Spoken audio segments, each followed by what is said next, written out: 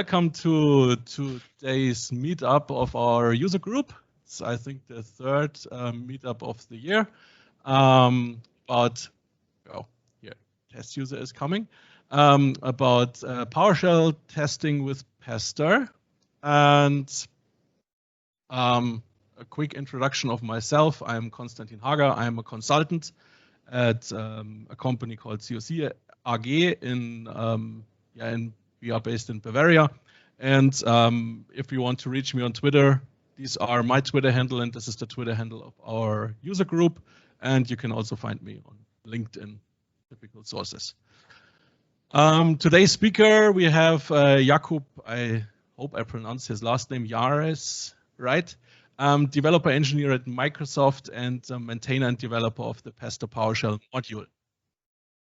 Hi. And hi. And we will record the session today. And every recording is available on our YouTube channel. I will paste the link also in the chat. So if you, I will paste the link of the YouTube video in the meetup so that you can re-watch the video if it's available. And yeah, then I will pass it to you, Jakub. I will start presenting and share your screen and start. Very exciting. So you were absolutely right on the pronunciation. Okay. So that doesn't happen often. Okay. Most people in Germany and Austria actually think that Jakub is my last name. I don't know why. Maybe it's something that happens. But let me share first. Okay, so this is my Twitter page. In case you have some questions later, please tweet to me, or you can send me a DM, but tweeting is easier because then it doesn't get lost in the request for message. So if you just tweet to me, I can answer your questions, or you can go to PowerShell Slack and so on, but this is the easiest way to reach me. Or so you can follow if you want. Here's my GitHub profile if you want to see some other projects that I made, like this one. You can also follow on GitHub as well, or sponsor me or sponsor the Pester project, depends on you. So I will be talking about Pester today, and first we need to install it. I will use a pre-release version of Pester 5, but there is also Pester 4. So don't get confused by that. I will be solely focusing on Pester 5, which is a bit different from Pester 4. And most of the resources on the internet are unfortunately still for Pester 4. So you might get confused a bit, but I will hope to point some differences in the presentation. So to install Pester, it's really easy. It actually comes pre-installed in Windows 10, but that's really old version. So if you are on PowerShell 5 or 7, which is better, you can just go and do install module Pester and optionally specify the force option, which I always do because I always get some errors.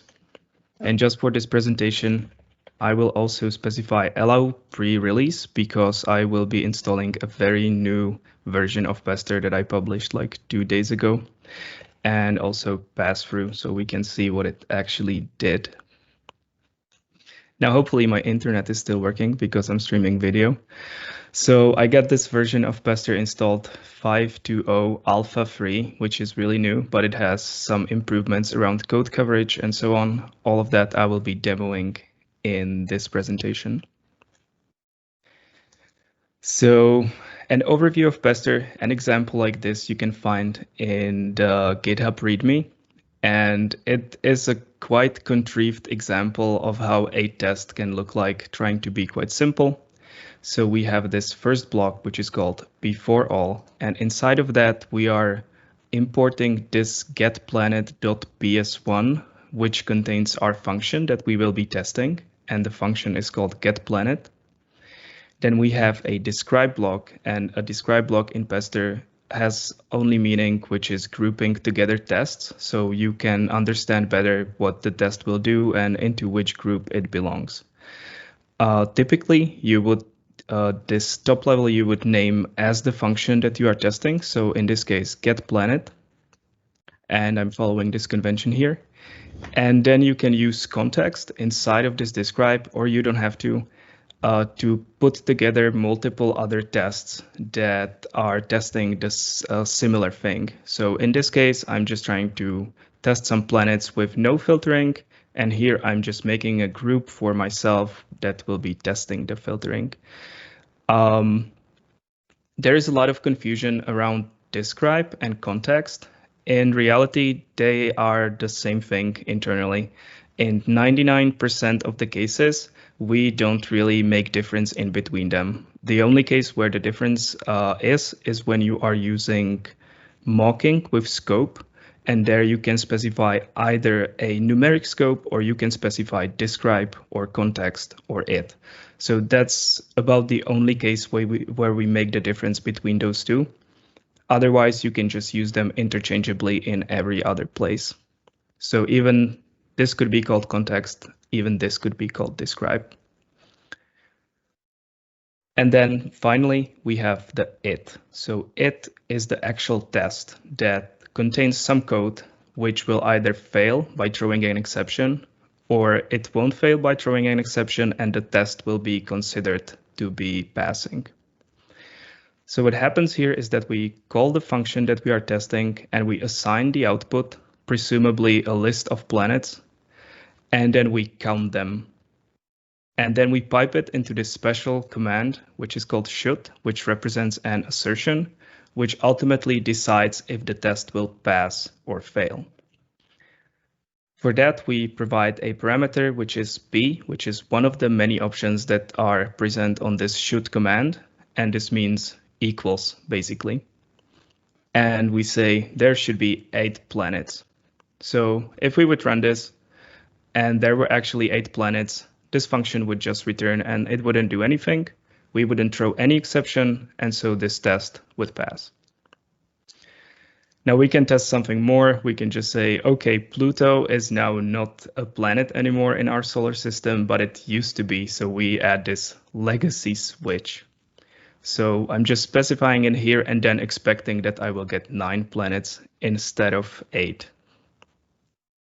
And furthermore, just to show off this context and filtering, we can add the standard option that we have in many commands where we can use a filter in the parameter and just specify m star, which should give us all the planets that start with m, and then provide the list of the planets that we expect, or actually the names of the planets that we expect in the should be. Now we have this mysterious block, which is a counterpart for this before all, and it's called after all. This one you might use to clean up after yourselves. It's basically the finally block of the try catch finally. It's guaranteed to be run unless you press Ctrl+C in the middle of your cleanup and so on in the interactive mode, but that's an edge case that also happens to the finally. So pretty much this can be placed anywhere in the script and you can put your cleanup code inside of it. We will see it in action later. This doesn't have to be in this level. It can be in any of the blocks, but not directly in the test. So I could put it here on the top and it would still run at the end of this describe block. I can also put it in here and it would run at the end of this context block. And similarly, I can take a before all and put it in here, probably do something different, like set up a variable, and the variable would be present in this whole scope of the describe. And the same thing can be repeated in here as well. So it's just a wrapper for something that you need to do before running the test, but it might not necessarily happen. For example, if you filter all the tests that you have by specifying a tag on them and they won't match in the file, then this before all, neither the after all will be executed and none of the tests will also won't be executed. So it's an easy way to tell Pester, when you are starting a test, do this thing, and then when you're tearing down, do this thing. Another thing that we also have is a before each. And that's a similar thing to before all, but before all runs once for the given block, but before each runs before every test. So in this case, we would run this context, then before all, then before each, then this test, then optionally after each if you would have it, then again before each for this test, and then after each after this test, and then after all. And then we would continue to the next block. Now, in 10 minutes, I guess, that's pretty much everything that you need to know about Pester for the start. But it's a bit contrived example where you are just manipulating some planets and so on. Can you nest context blocks? Yes, you can. They are the same as the describe. So if this would rename to describe or this rename to context, it wouldn't matter. You can have multiple levels. I think you can have unlimited levels as long as the call stack will suffice, because I'm doing recursion in it and not just limiting it to some level. But reasonable level of nesting context blocks is maybe 4 or 5 before it gets really crazy. Someone also said to me that this is some kind of grouping if you use that, so that you can or structure your tests better if you do in more context, that you can use that like an overview, and then you can do your it cases for some situations. Yeah, it depends really on what you want to express. For something as simple as just getting something without filtering and then doing some filtering, even in this case, it might be quite useful. You might have filter for name, you might have filter for something else, but I usually don't find the need to add more than 3 levels of describe and context. But if you find yourself in a situation where you really need to split it in multiple places, then you can definitely do it. There is no technical limitation for it. It's just up to you how you order and organize your tests. What would be a reason to nest context blocks? If you feel like it and you feel like your tests are more organized in that way. Otherwise, don't do it.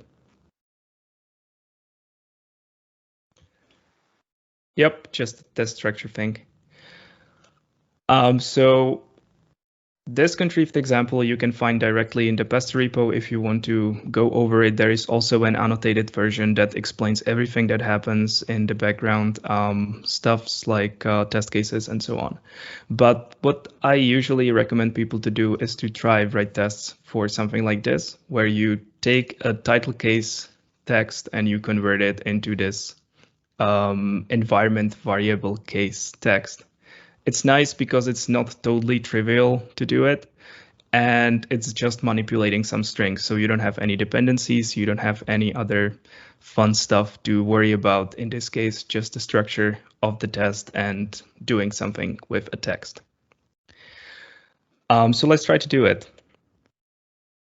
I'm pressing F5 to run the whole file. That's one of the ways that you can run tests inside of Visual Studio Code or anywhere else, because Pester will import and it will try to run the file in this interactive mode and execute all your tests. And you can see that I got a failure that says command not found. This convert to environment variable case is not recognized as a commandlet. And that's true because I didn't define it anywhere. So I can start easy and I can just define the function directly inside of this it, because I only have a single test. I don't know anything about dot sourcing yet. I'm just trying to quickly come up with something. So what did I call it? Convert to. I'm going to give it value. And just for the start, I'm going to return it. That should help us with this exception. So running the test again, and I'm getting a different message. This is this assertion failing. It throws an exception that has this text, and it points out with this arrow where the difference is, and it tells me how long each string is, And you can also notice that I'm using be exactly in here, which is different from what I had before, because the be that I used before is case insensitive, but here we are playing with uppercasing, so we care about casing, about this being uppercase and not lowercase. So be exactly is the way to do it. Now, as I said, this just throws an exception, so we can easily test that just to experiment, and we could say actual is not equal to expected, then just throw expected but got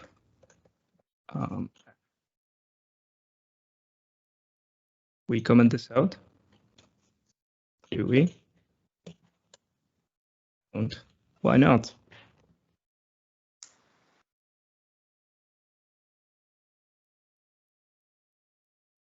And you can see that I just threw the exception, it failed the test.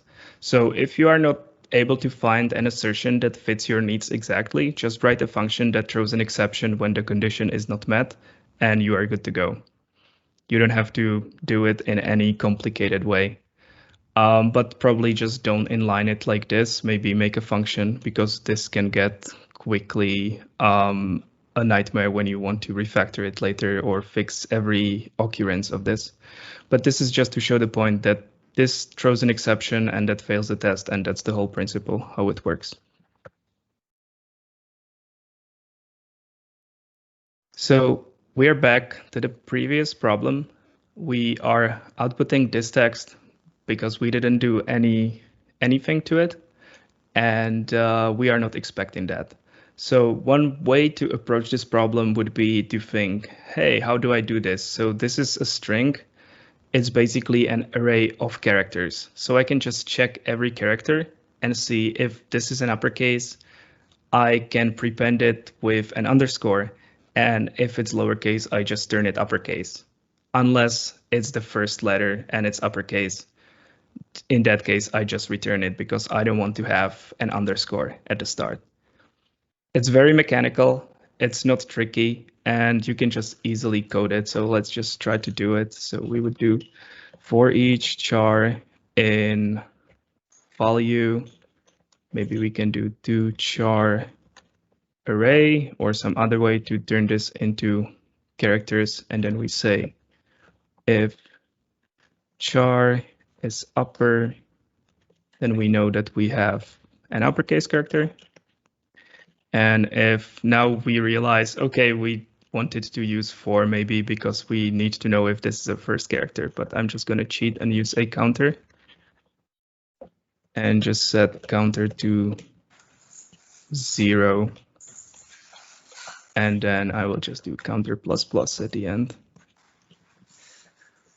And so if counter is 0, then we just return the character.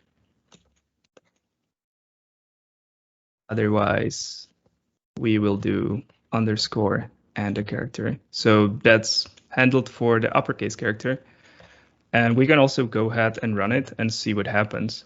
It will be seriously broken, but we can go and see what the feedback is quickly, where we are making mistakes and so on. So now we are just processing the uppercase characters. So now let's add the case for the lowercase. So that would be character to upper, and I'm going to probably get an exception which says system char doesn't contain this method. Okay, that's a method that belongs to string, so I just turn it into a string by adding quotes. Always add more quotes or parentheses and it fixes your problem.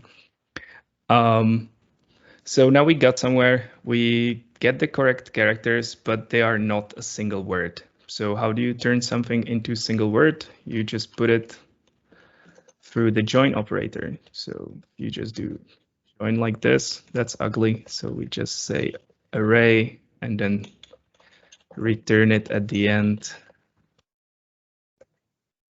And we passed our test. Actually, I wanted to do this.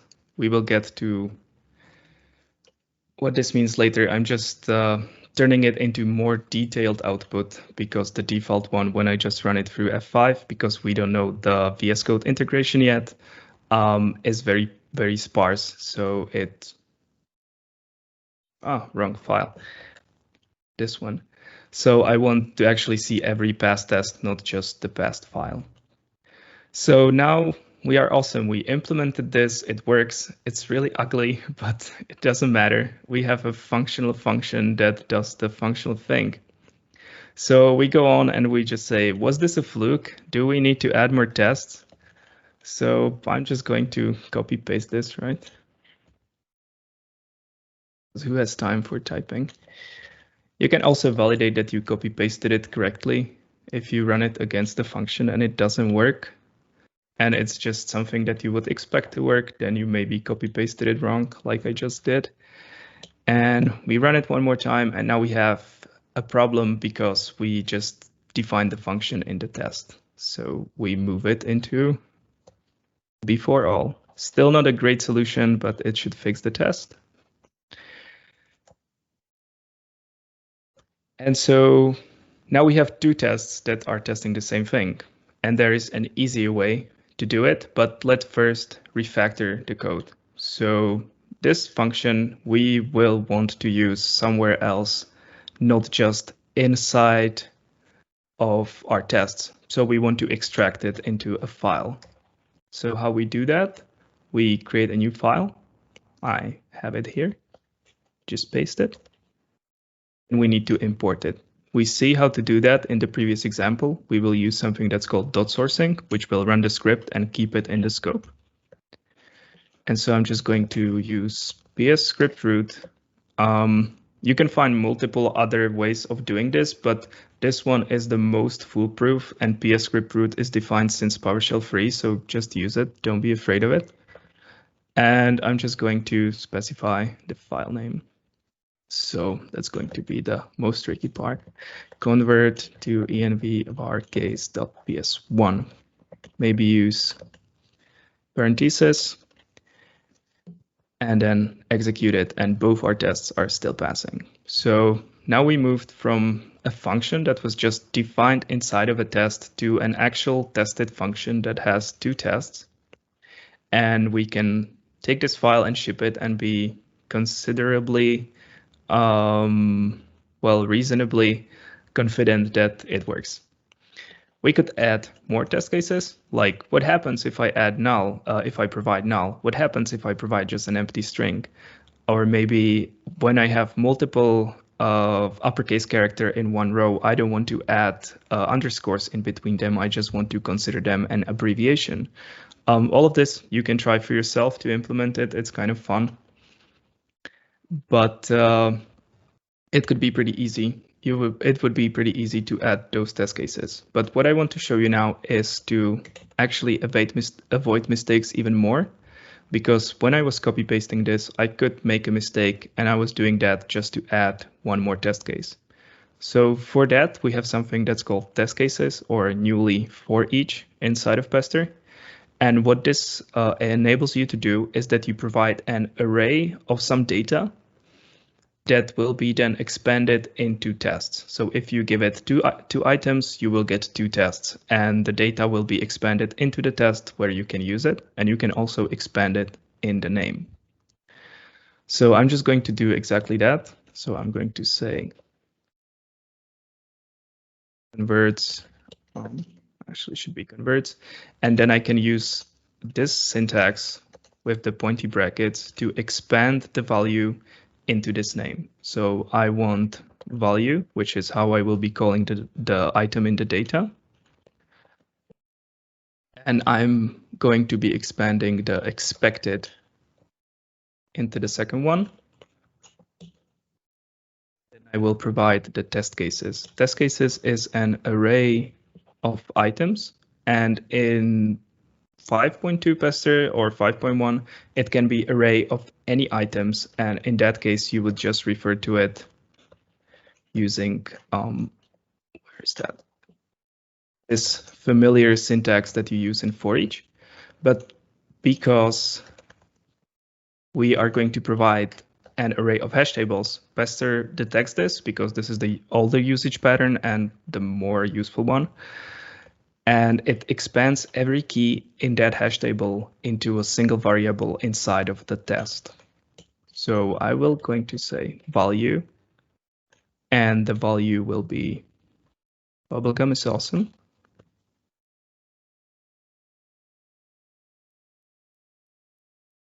And then I'm going to say expected. And the expected value is this one.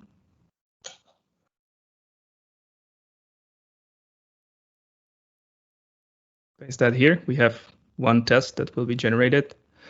And then I just take the same body.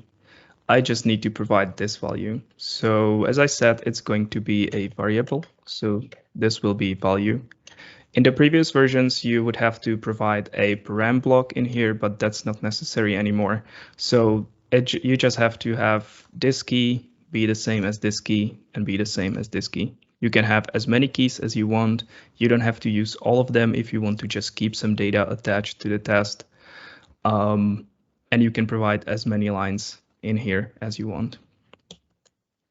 So if we run it, we can see that we get the same test in here as in here, which was our goal.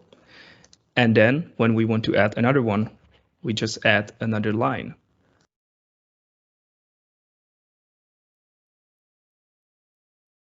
So that works. We run it. We have 4 tests. We can add this and just say value is null, and we expect null. That's probably going to fail horribly, but we just added another test and we just wrote a single line for it. One word of caution, you can put multiple and many lines in these test cases, but I wouldn't mix together 2 different concepts. So those are kind of the positive good path, and this is like a testing edge cases bad path. So even though this body is totally the same, I would maybe make 2 different tests, like getting a bad value now will not fail or something like that. Because then if you put just 40 test cases in here and one of them starts failing, you have to start thinking, okay, what's happening? Why we are not expecting this? What you can also do is that you would specify a here.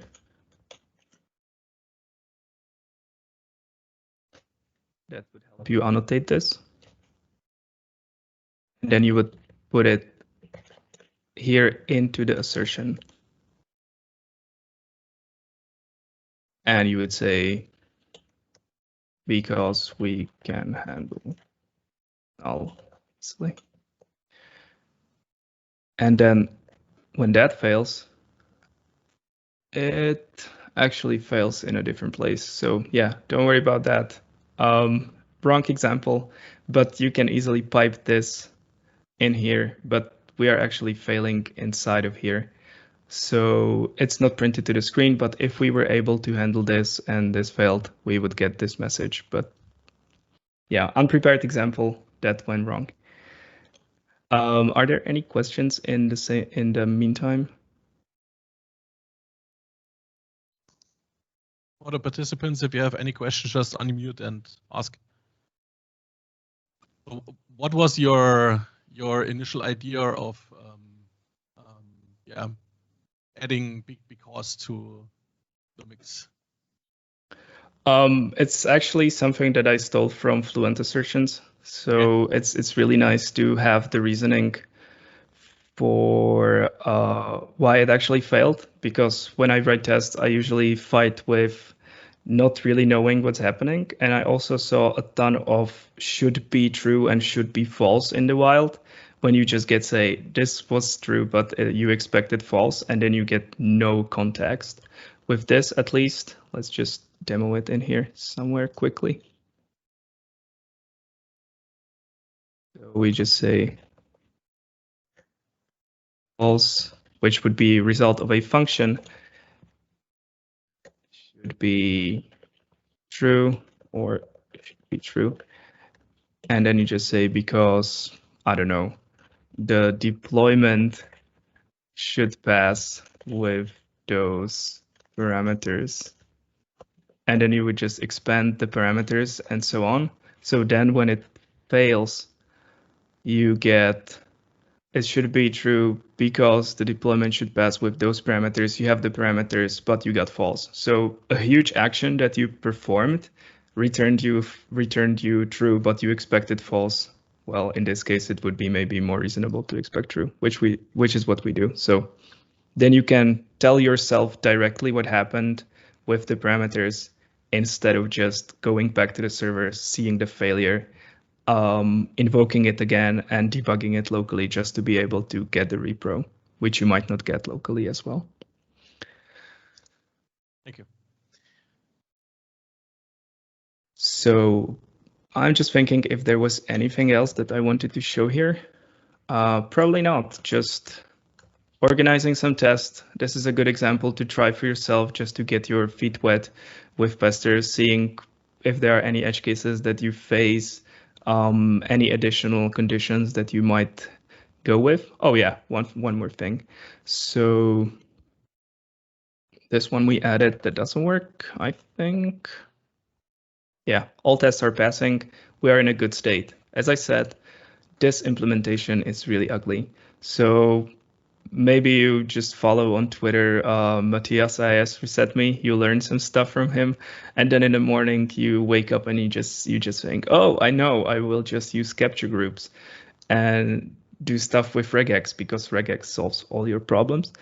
So you just delete all of this code and you just go in here and you just do it in regex. So you just say value C replace. We just match A to Z. Maybe you are stupid like me and you just forget that replace is case insensitive, so you just don't do it. We will see how that fails. And you make it a first capture group, and then you just replace it with the capture group. And then you just take everything and you just start the underscore that was extra, and you have some solution.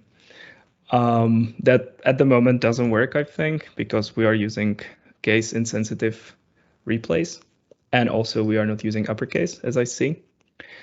Or maybe you make another mistake, and instead of making this a capture group, you will refer to it as a variable in expandable string, which also fails horribly because it doesn't give you any result. So you finally figure out how to do it correctly.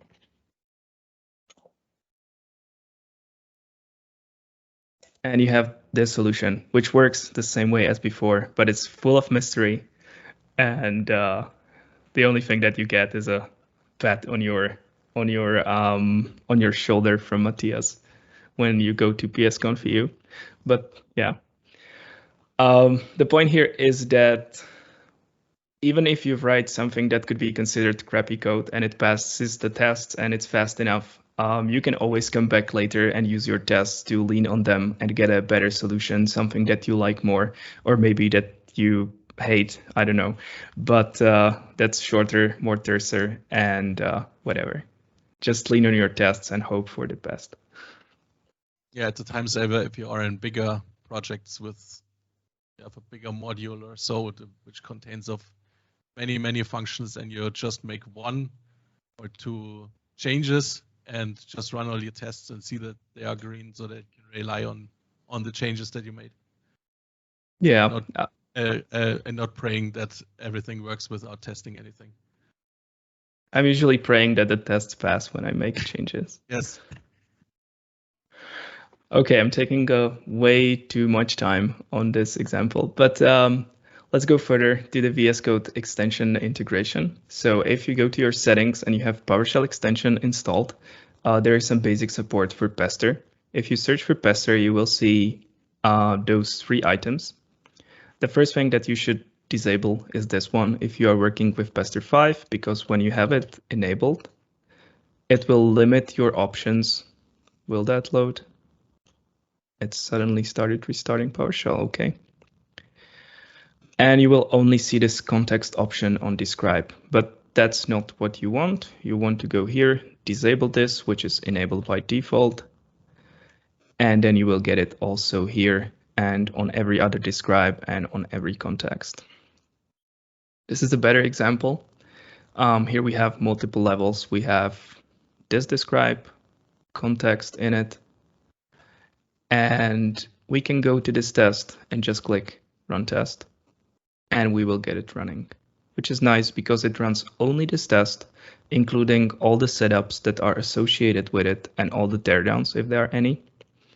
So you can see that it runs setup for all describes, setup for describe 1, setup for describe 2, but it didn't run this very slow setup for the context one, which takes 3 seconds. So if you have some file that has like a 50 tests and you just want to run a single one of them and not wait for the other ones to set up, you just go here and click it. You can also click debug test, and that's why we have 2 options in here.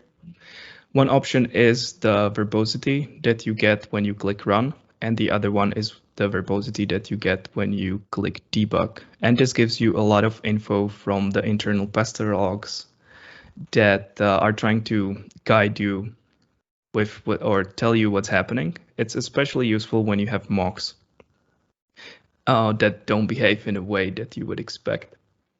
So here I'm just going to click debug, and I will end up in this before all because it runs first. Well, this one runs first, but this one has a breakpoint.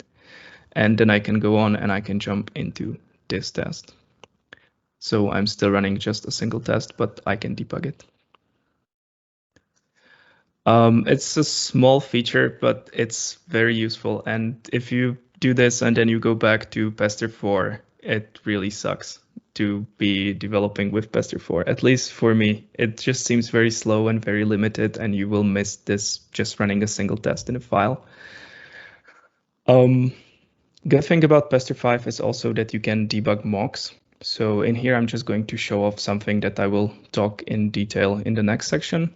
And I have a bunch of breakpoints. Here I have some inline breakpoints. If you don't know how to set up those, then it's Control-Shift F9, I think. So if you have like a script block in one line and you want to debug just that, but not the whole line, then you put a line breakpoint in there.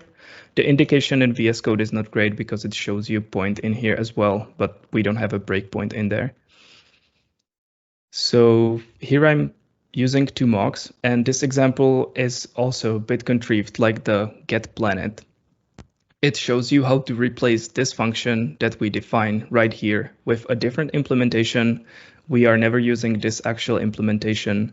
So this is not a prescription how to do it in real test. It's just showing the possibilities of what mock does and how to debug it. So here I'm clicking debug test. It jumps here because we didn't run this code yet because we have inline breakpoint. And we can look at the log, which was printed. We have some filtering logs, and then we have some mocking logs. Hopefully you can read it. It's a bit weird contrast. I don't know why I used this color, but I liked it originally. First, it says it's setting up a default mock for get emoji. A default mock is a mock that doesn't have any filter, and it will be used as a fallback when no other mock is matched. This is useful when you have some function that you just don't want to invoke in your test, like invoke web request when you are just testing some mocked version of it. You never want to invoke that.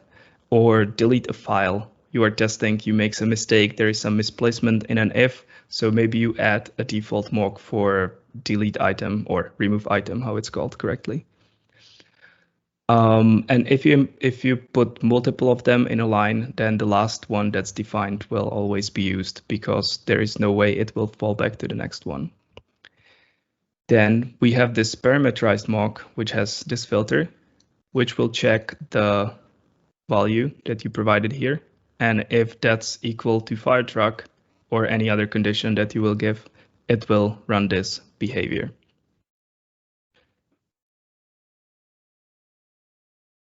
So now we are actually invoking the mock because we are calling get emoji. Get emoji was in the background replaced with an alias for a function get emoji. So here we define a function, but in here we do a trick. We add an alias that's called the same as this function.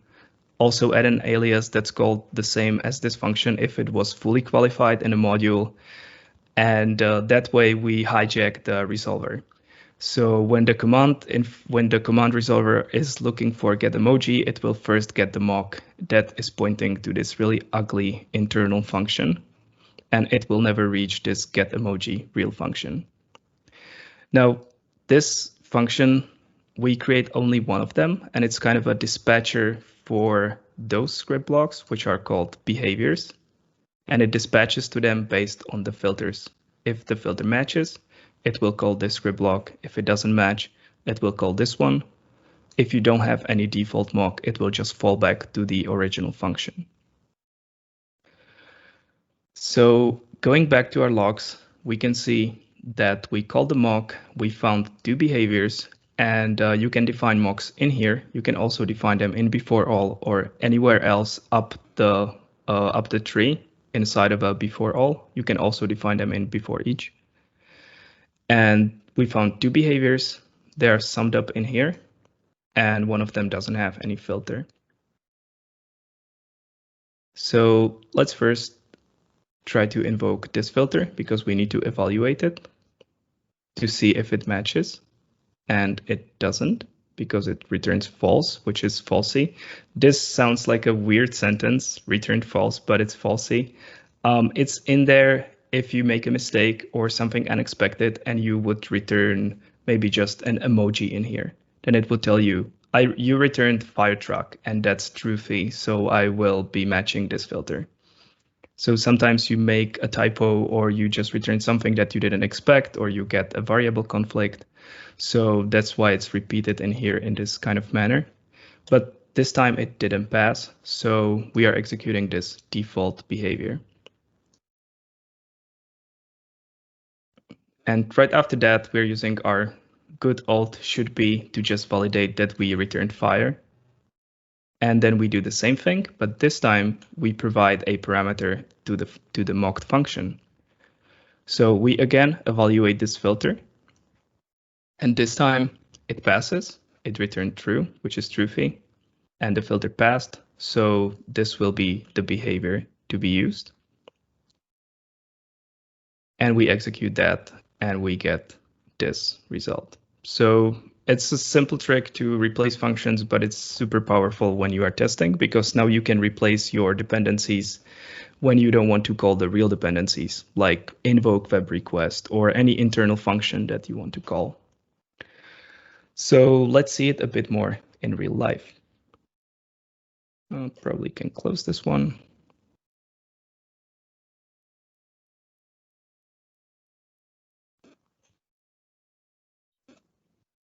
So here I have a more realistic example. I'm just trying to write a function that will get my location and it will return the weather that's in my current location.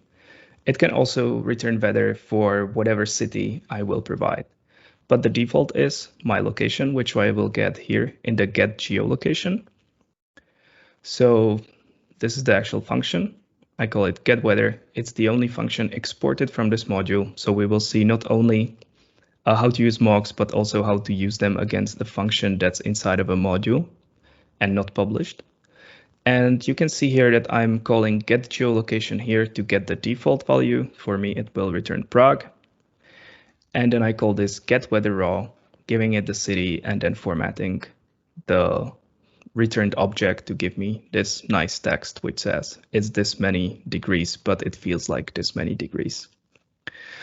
From the test, you will see that I wrote it when it was still a good summery weather outside, but nowadays it's like snowing and 3 degrees.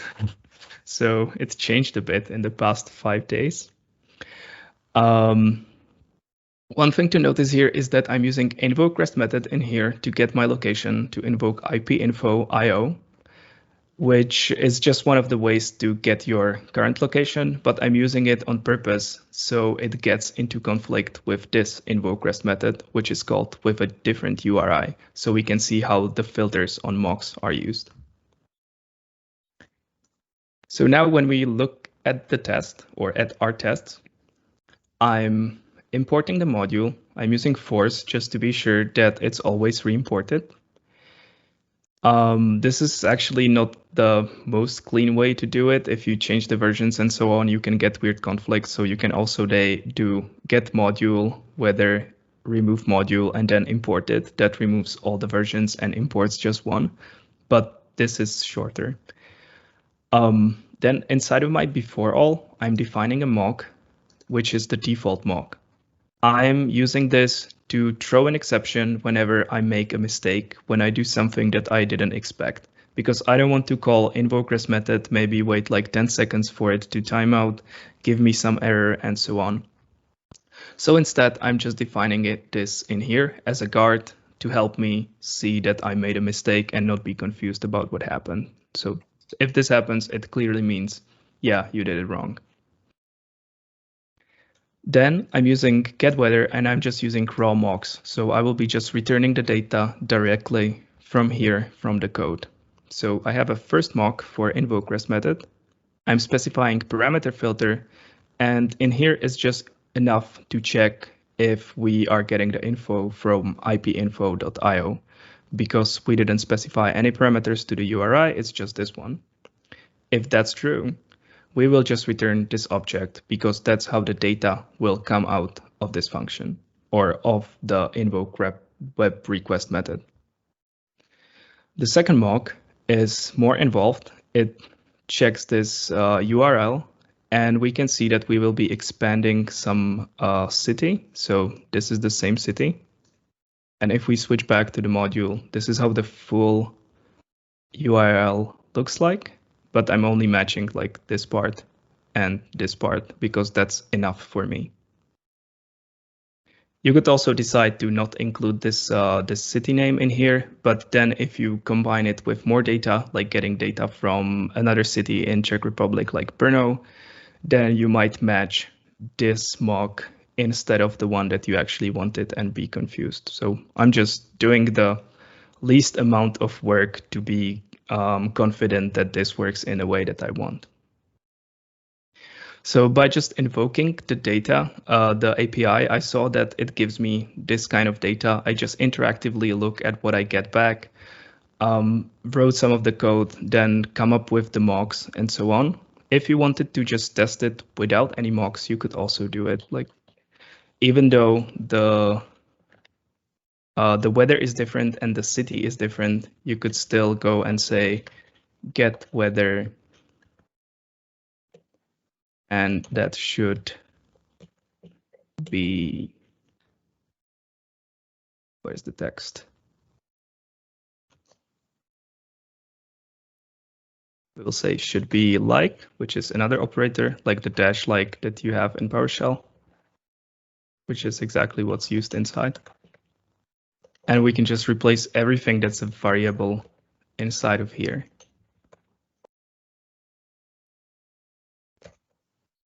And that would run, hopefully. Yeah, that doesn't pass us. What? Invoke default mock.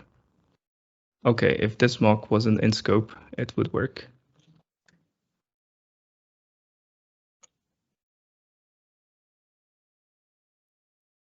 So I added this one, just going to remove it. Try to run it one more time. So that passes if we don't have the mock in scope. And this also tests a bunch of stuff. It tests connecting to the API, having a correct API key, the service being available, not throwing an exception inside of that code. But on the other hand, we are escaping all the variables that we might care about in this test. We are connecting to the actual API, so it might cost us some money if we paid for it every time we rerun this test. So this is a very much more of an integration test than a unit test. In this case, using the mocks, we are kind of testing more of the internals of our module. If we were given correct data from the API, what would happen? Would we format it correctly and so on, instead of being able to connect to the service having correct API key. So both groups of the tests are valuable, but we should be able to distinguish between them. So I'm just going to comment this out or remove it, because we don't want to be calling the API all the time. And so in here in the mock, I'm providing the parameter filter and just mocking up the data that will be returned from the API. Because I'm converting from JSON, I'm getting back a PS custom object with all the properties. PowerShell doesn't really distinguish between hash tables and PS custom objects when you access the data, so I'm just using a hash table. You could convert it to PS custom object if you wanted. And this way I kind of stabilized all the data that I get. So I'm confident to say that with my rounding settings and so on, it will return me 11 for 10.5 and 10 for 9.8. And when I run the test, it actually works. So I used this and filtering to replace the two calls into invoke REST method to be able to test my internal functionality.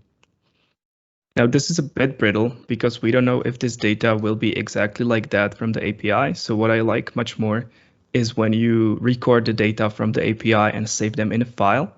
You can even add a timestamp, maybe a version of the API if you know it. So later when it breaks in production, you can check, okay, I'm expecting this, but now the API is returning this. What's happening? So I wrote this tiny utility to just do it for my module, and I'm using this trick using import module to get the object of the module. You could also do get module better, and this will give you just the object that you get that represents the module. And then if you combine it with this execution operator ampersand and put the module object in the parentheses, then this script block will be invoked inside of the module. So this way you can reach inside of the internal state of the module without exporting the functions and call whatever you like, and then convert it into whatever you like and save it to your disk. So for me, this just calls the get weather raw, which just calls invoke web request. I get the data and save them to disk. And I can repeat this without ever changing my module just by doing this little trick by looking inside of the module scope. So this is how the data looks like from the API. This is an actual data. So I'm confident that when I return it back from the mock, then maybe the date time will be different, the temp will be different, but the formats will be correct. So I can just test against that. I have the same for Prague. And then I have this for the get geolocation. You don't have to capture just the stuff from invoke web request. You can do it from any command. So I did just that. I'm using JSON just to make it easily readable, and because that's also the format that it returns to me when I'm calling invoke web request. But if you work with some objects that are different, then you always have export CLI XML and import CLI XML, which are much better in serializing other types of objects that are not responses from web requests.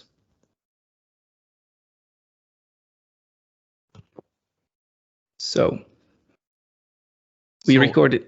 Just one question. Don't need the in module scope word anymore because you don't use it in your presentation. Is that obsolete or is that also around? Yeah, I will answer that in a minute. Okay, good. So here are the tests. Now, what we do here is that we are mocking the internal function get geolocation. We are no longer mocking the invoke REST method, which is defined everywhere because it's a built-in function. So this one is private to the module because we don't publish it. And for that reason, we need to specify this module name, which says in which module the mock will be defined.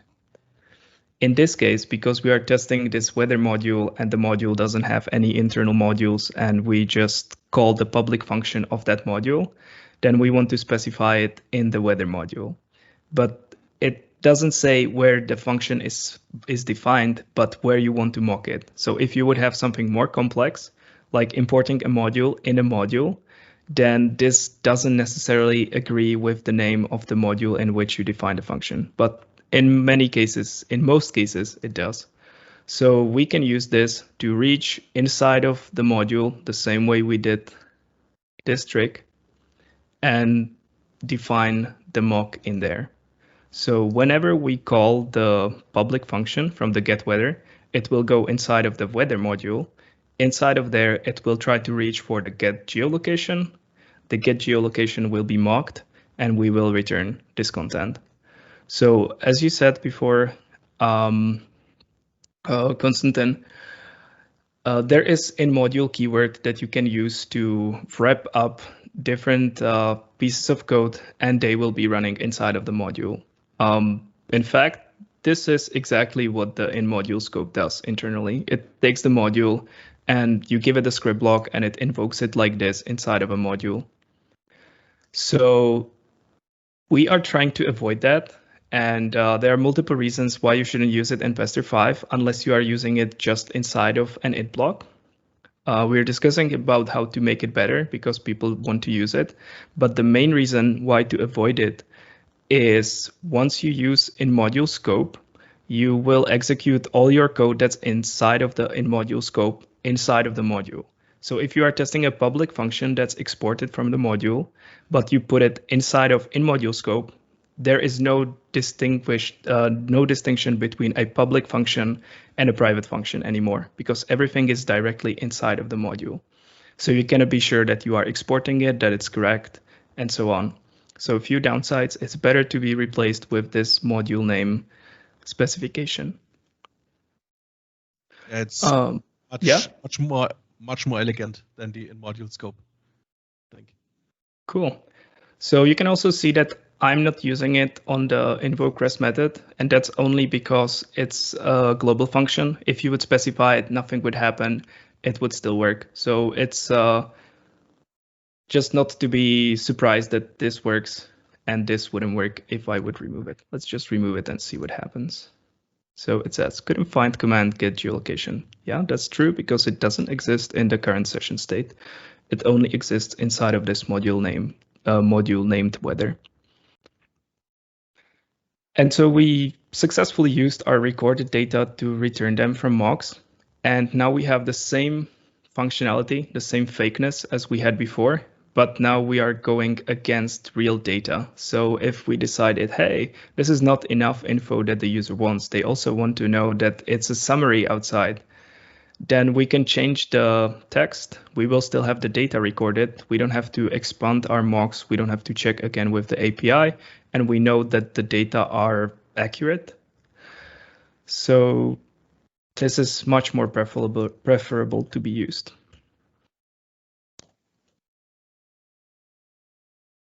In the next example, one thing that you might be tempted to do is that you try to validate that this is called, because that's kind of a crucial piece of info that you need.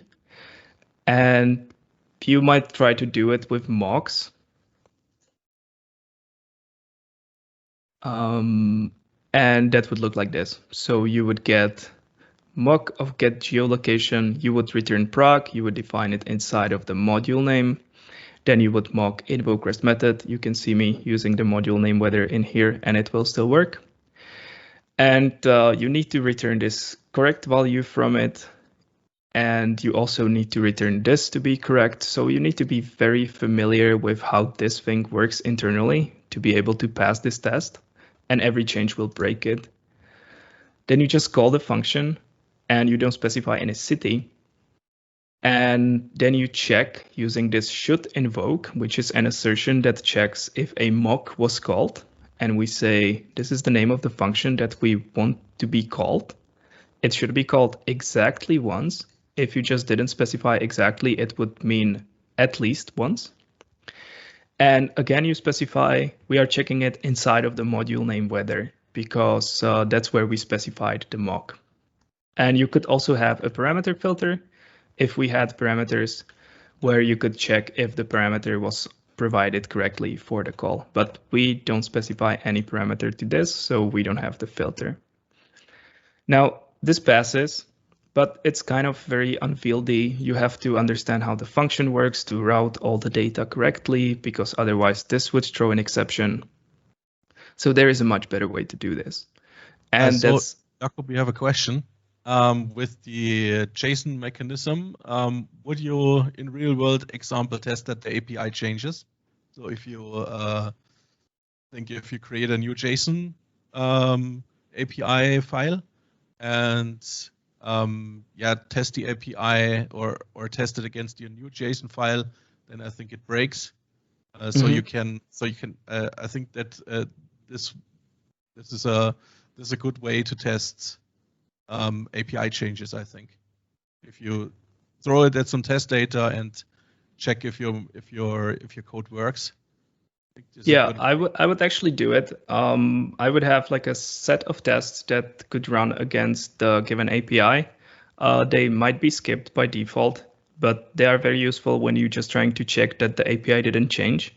And this other module, which is called assert, has a really nice function that's called should be equivalent to, or assert equivalent to, if I remember correctly, which enables you to take a whole object and provide another whole object and compare them recursively. So it will go through each property, every array, check if all the values are present, if the arrays have same size, if hash tables are the same, and so on. So you just give it a complex object and compare them. And this way you can very easily compare what you recorded against the stuff that you got from the API and just fail when it's incorrect. You can also ignore values. So you can just say, I want to ignore this one and this one and this one because I know they are timestamps. So they will definitely be different. But all the other data, I want to be the same. Or you can do it the other way and say, those are the things that I want to be defined. You can, in fact, exclude everything that is not on the expected object. So you give it the expected object, which has like a name, age, and so on, and even stuff in child, like a child scopes and or child objects. And you just say, just don't consider anything that's not on this object, and it will just compare the objects and ignore everything that came from the API but wasn't in your test. I have it in a presentation, in a demo. I can link it later. I think you demoed it on PSConf.eu, I think. Did it work out, so? There definitely, and then on one of the like quick talks, I think, lightning talks, that was done online. Yeah, if you send me the link, then I can post it in the meetup. Yeah, so in real world, I would, to capture the data, I would kind of write tests that I would use to explore the API, how it works, define it in those tests, and then maybe disable them. So they don't fail and they don't exhaust my API. And that way I would be able to know when the API changed, or maybe let them running, depends on you. And depends on the API. Like this geolocation API is basically unlimited, and the weather API gives you like one request every second. So you might use that in your test and not hit the limiting. It's also good if you have example data, if you run it in a pipeline for continuous delivery or integration process where you normally don't have an internal API, for example, you can query against test data. That's why it's called unit testing, and that's a good approach. So you if you do integration testing, then you have to have your environment there to test. So that's the difference that you told us earlier. The difference between integration and unit testing. So just to make that clear again. Mm-hmm.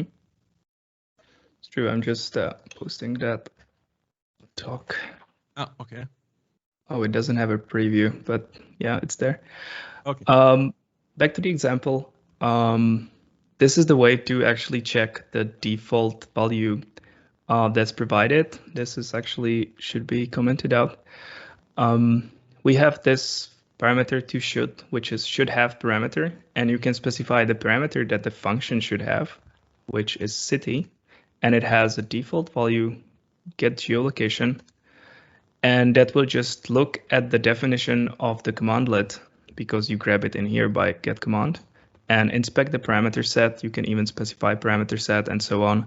It has a ton of options.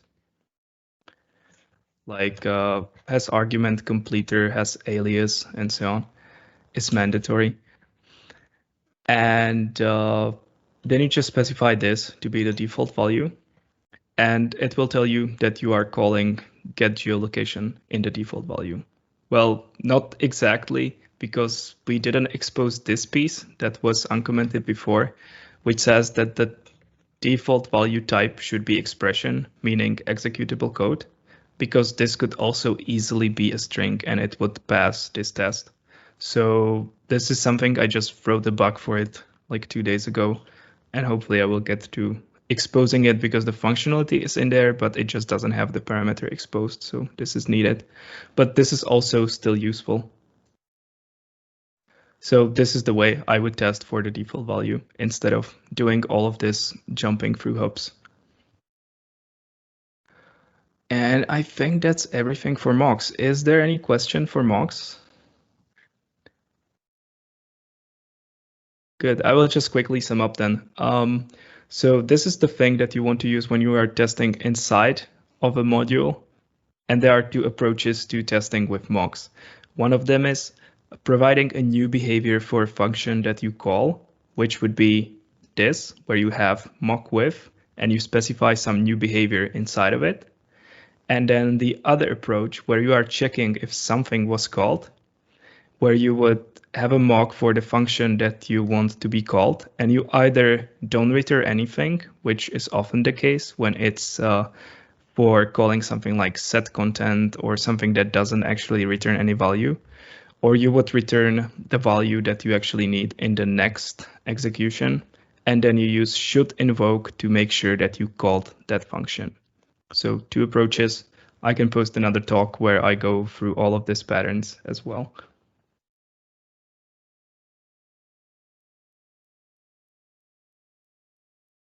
And what? Here's the full list of all talks that I have. It's, well, same preview. Yeah. I need to work on my CSS, I guess, or HTML, or where is that defined? Doesn't matter. Yeah, just save.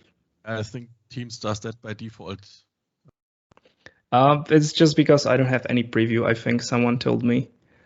So there should be something defined. Yeah, opening this. So another thing that's interesting is test drive. So test drive is something quite unique to Pester. It's a folder where you can do whatever, and then it will just clean up for you. So in the team of having this requests to web, I wrote this example, which is kind of real life, where you have something like a cache, where you would save your the values that you were returned from the weather API, and you would maybe save it in your temp. So if you then decide to put it inside of your PowerShell prompt, like in here, to get it printed and updated, you don't query the API every time you press enter. Instead, you decide to do it every 5 minutes or maybe 30 minutes. But in my cache, it's 5 minutes. So the cache is really simple. It just saves the data into a file, and we are using test drive to test it. So first, I have just some generic definition of how the cache should look like. So I'm saying when I ask the cache for a value for this URL, it should tell me that it doesn't have the data because it doesn't have it. Then in the next test, I'm adding some item into the cache, then I'm asking for it, and I get it back. Another thing that can happen is that the data in the cache are too old. As I said, 5 minutes is my limit, and I hard-coded that. So I'm just saying now is 10 minutes ago. I'm adding data. I'm putting it in the cache, and then when I ask, putting it in the cache, and then when I ask for it, I should get, no, this is not cached because it's too old. So the cache just rejects the request. And this seems like we could save only one value. And originally I also wrote it that way. So I also want to check if I put multiple different things inside of that cache, it will be able to return it to me. So far, no involvement of test drive. This is good enough if you want to just save data in memory, have them in the current session. Every time you open a session, you will query the API and so on. But I don't want that. I don't want my profile loading to take even more time than it does. So I want to save it on a disk. And normally I would do it by putting it into a temp folder. And I could also test it against a temp folder and just leave the data there and just wait for Windows or someone else to clean it up for me. But then I wouldn't be able to show you test drive. So test drive is an empty folder that we generate for every top level describe. Top level describe is this one in every file. So if you have multiple of those in a file, you will get new folder every time, but we don't generate it for the subsequent describes or context, and we don't regenerate it for the subsequent its. You are just reusing the one that you had before. But there is still some logic which will look at the file paths, but not the content, and it will check which file paths I had when I'm going to the next block. So here you had none, but say we would have like a common txt added here. So we would say before all set content common.txt that should go into test drive.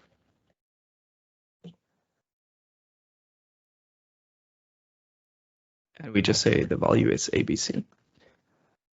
So we would save the file into the test drive. So we would do it in here. We would go inside of this describe and we would record, okay, test drive state is the list of files that is inside of test drive. So we have test drive.common.txt. I will just go to the next describe because there we are actually working with it. So here we have the state, then we go into it and we actually write more data into the test drive. Some stuff happens, we leave the it and we see, okay, now we are leaving a scope.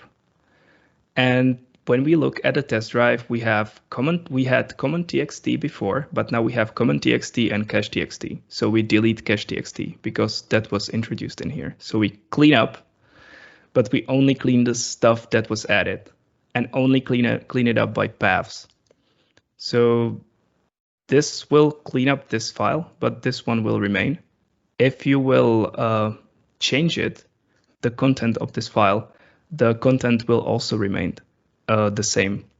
So there is no scanning of the contents of this file or no snapshots that would be reverted.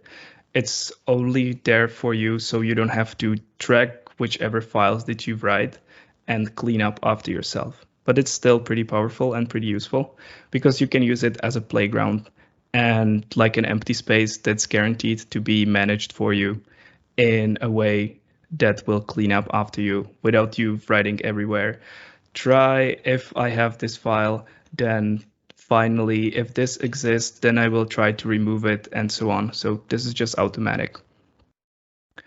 So here with the cache, what I'm doing is that I'm setting a new path, which will be in test drive, have cache.txt. That's where I want to save my content. And I add stuff into the cache, add this data, give it a timestamp, and set it in this path. I do it twice, so I should get some content in this cache.txt. And then I can check what the content is. So I know that internally I'm using import CLI XML, or export CLI XML and import CLI XML. So I just import it and then check the data in the cache and I validate that it's correct. So let's try to run it. Okay, this passes. So let's click debug. So this test would also pass. And here we can look at the state of the test drive. First thing that you can notice that it's automatically created in your temp in some random folder. And it has cache.txt and common.txt. I should have debugged all the things. Debug this one. We saw that one.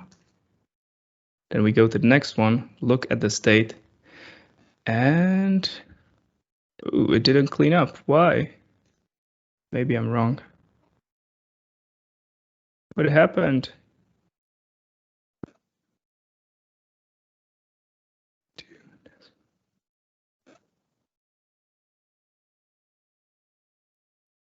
That doesn't work as expected.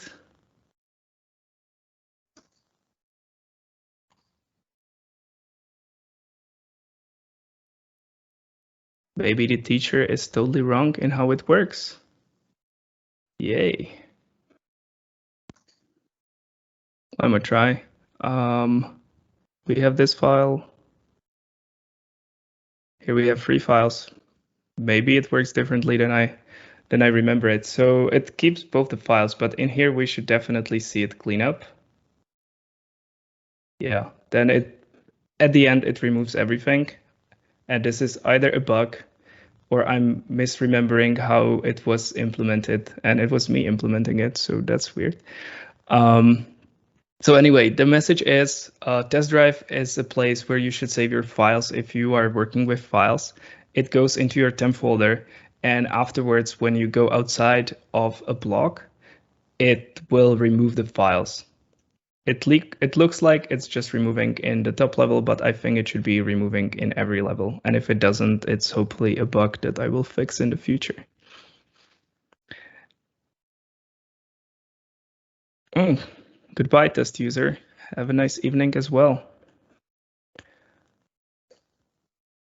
Next demo. Other features. We will have to speed up a bit. Well, not that much. So those are some other things that are nice about Pester 5 that you might want to use. So now, unlike in Pester 4, you can have tags on every item that's on describe and also on tests. In version 4, I think you could only have them on tests, or maybe only on describes. I don't remember exactly. Now you can have them on both. And they also filter based on wildcards. So I'm going to run this piece of code because I would have to invoke it through invoke Pester to be able to specify the filter. And this is just defining my path and some preferences. Let's just do detailed. But without the break. Okay, so now we have a few ways to invoke this. So we have invoke Pester, which doesn't specify any tag. Ooh, yikes. Is that folder 05 now? 04?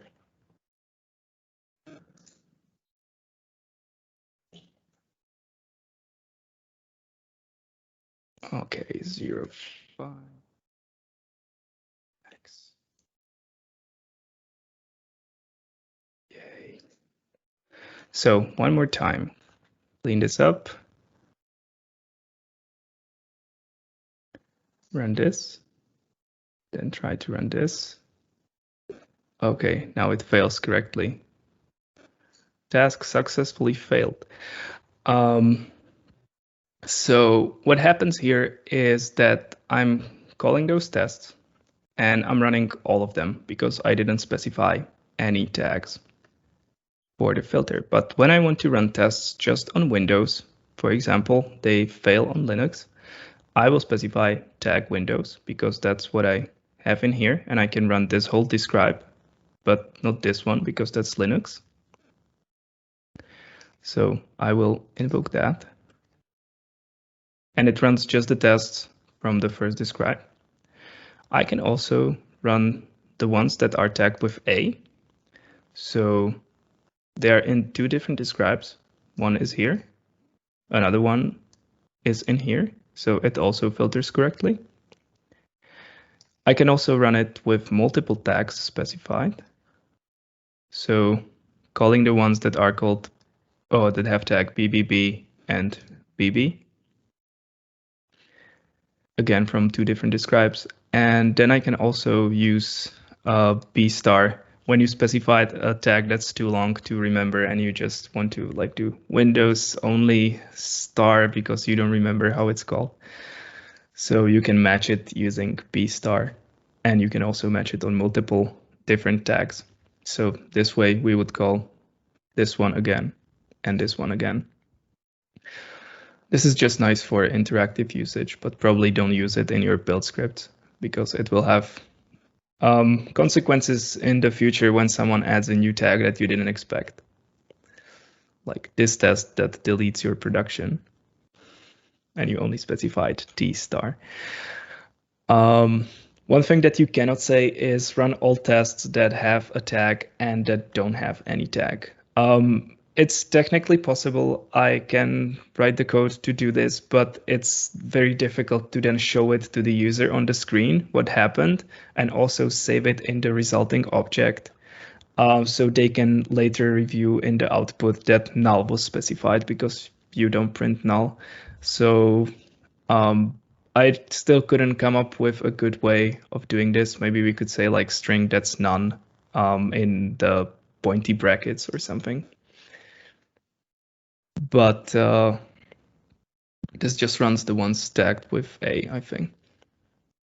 So restart this one. In real life, maybe your test file would look like this. Like those are my acceptance tests, so I put them in a context which has acceptance on them. Then this one turned out to be slow and also flaky, so I put this away. This is Windows only, this is slow as well, this is Linux only. Then I have some unit tests that I don't want to run in this run. So same fix in here, I guess. Get a slash, I think. Or no. Oh, yeah. Thank you.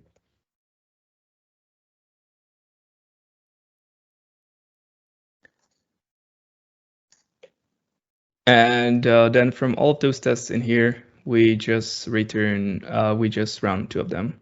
Yeah, there is no output. That's a bug that I fixed just yesterday evening and didn't publish it yet. There is some mismanagement of the internal state. So there is actually a failed block in the result, which we don't print because whatever. Normally it would show you the tests in here, and it will when the version 5.2 is published, but we just run 2 tests.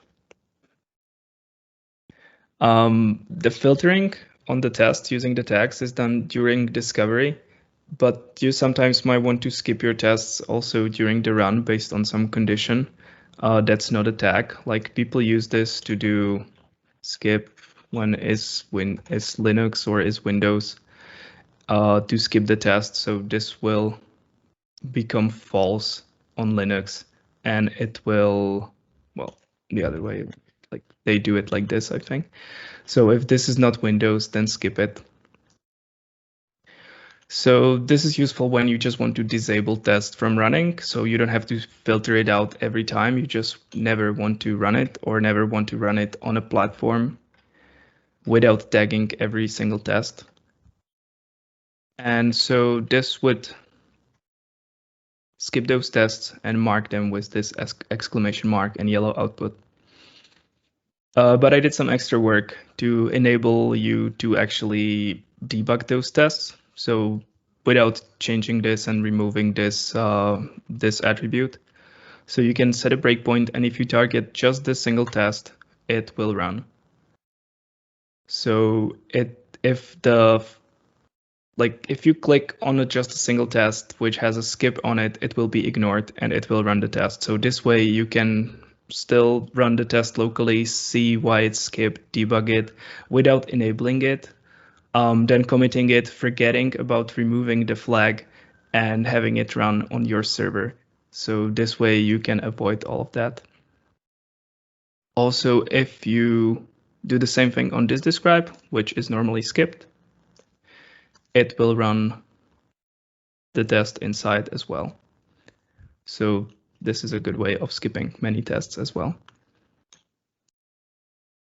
This one is pretty interesting. So I'm using this Pester preference, and I used it multiple times. It's like a global object that you can define, which will be inspected if present in the session state from which you call. Like if you define it as a global variable, it's similar to the error preference variable, and so on. So Pester internally will look for this special name, and it will grab the configuration from it, and it will merge it with the configuration that you provided. So you can think about this like your default settings, or you can use this object to generate the configuration and then provide it directly to invoke Pester. So in here, I'm going to set a special option on the preference on the should, and set error action for the should to continue. By default, it's set to stop. And what this does is that if you encounter an error in should, it just collects the exception but doesn't throw. So the test doesn't fail, and it will check all the failures in the end of the test, and it will print all of them. So here I have an object and I want to check two properties on it. I run it and I get failure number 0, which is expected Thomas, but got Jakub. But I also have another problem, which is I expected 27, but got 31. Well, that's outdated. It should be more now. So now I have a full feedback about this object. This is kind of similar to the comparisons that I talk about in the assert module, where we have the assert equivalent to. This is a little less powerful, but it's built into Pester. So if you want to compare multiple items, you can enable this option, and you can get all the failures from the single test instead of splitting it into multiple tests. Another thing that you can do is that you say, if the user is null, then there is no point in checking further because there won't be any data. And that's what I'm doing here by setting error action stop, which overrides the setting that comes from the preference. So if the user is null, this will fail and we will get just a single failure because this is a kind of a precondition for all the other subsequent shoulds. So we can do that here. Run the test. And it fails right here, just a single error. And yeah, I think that's it for this one. Very useful feature. Just enable it and use it.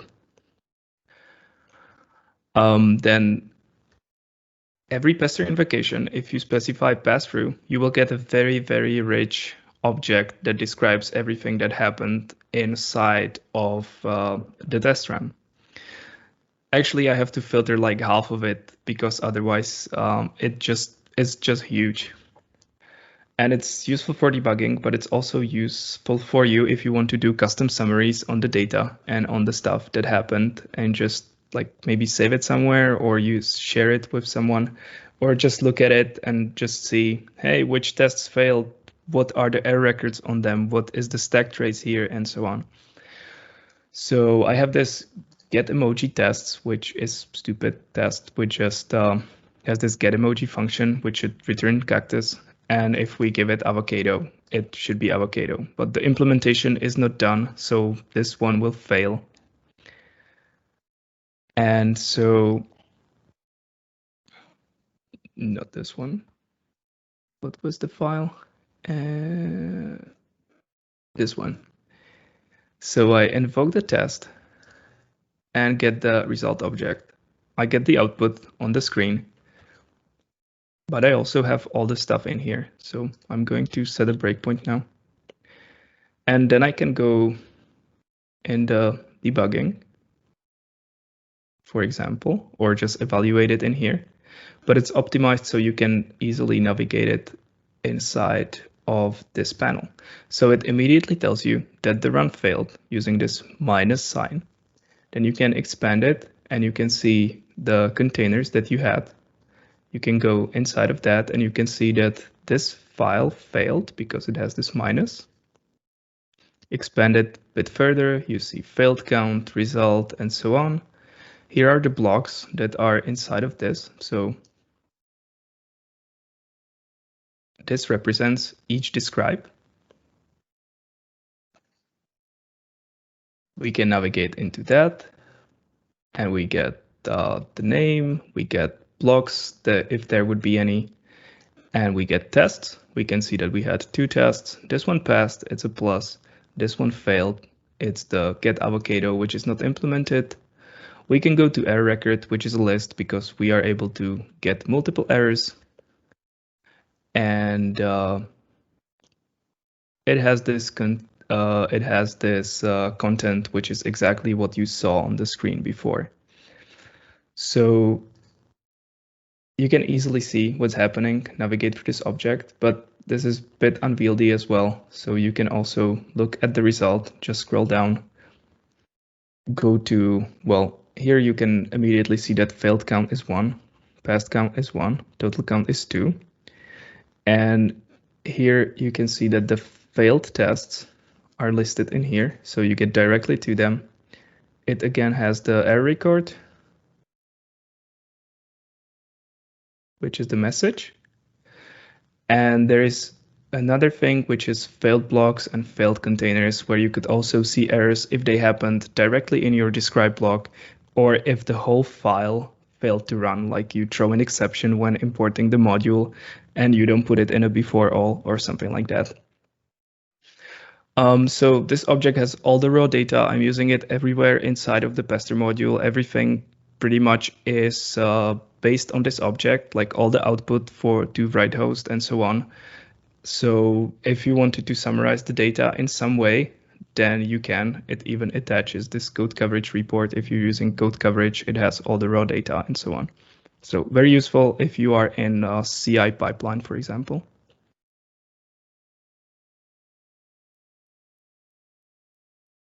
This is the result object, passing parameters.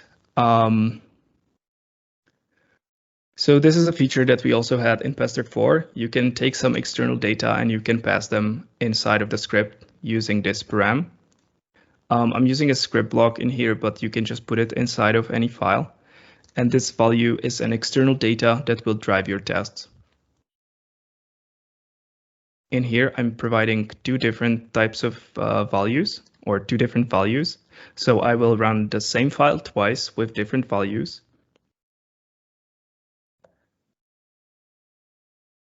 Oh, we just finished the other one.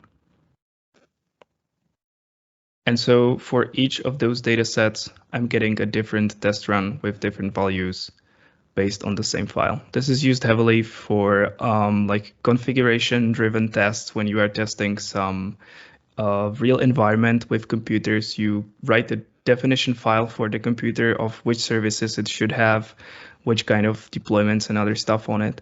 And then you just feed your tests with it, so you can run it on multiple different machines with different configurations and get the results without writing different sets of tests for every different configuration of a machine.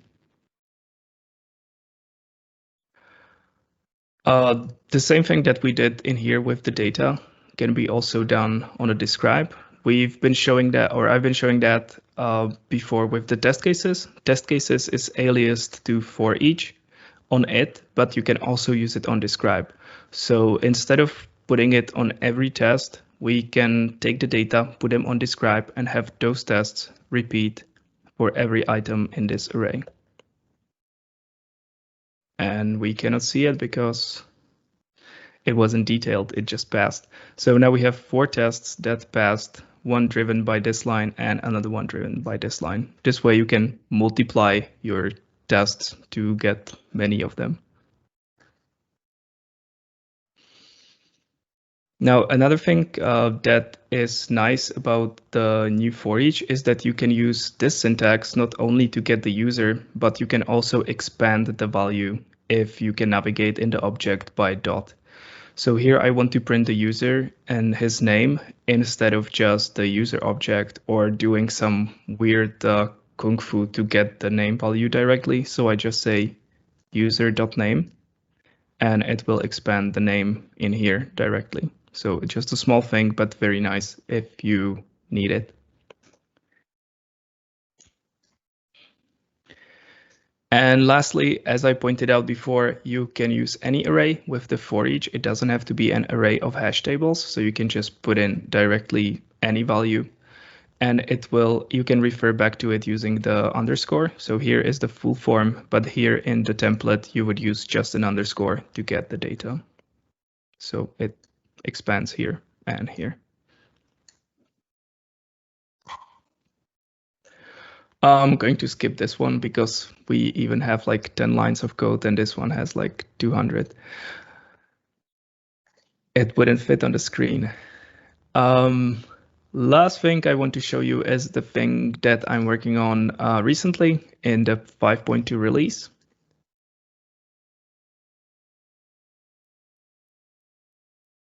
And that's the integration with VSCode code coverage gutters. So sometimes you are writing some code and you want to check if you are testing this line and this line as well, and which parts of your code is not covered by tests, and code coverage is exactly for this. So I have a bit convoluted setup in here.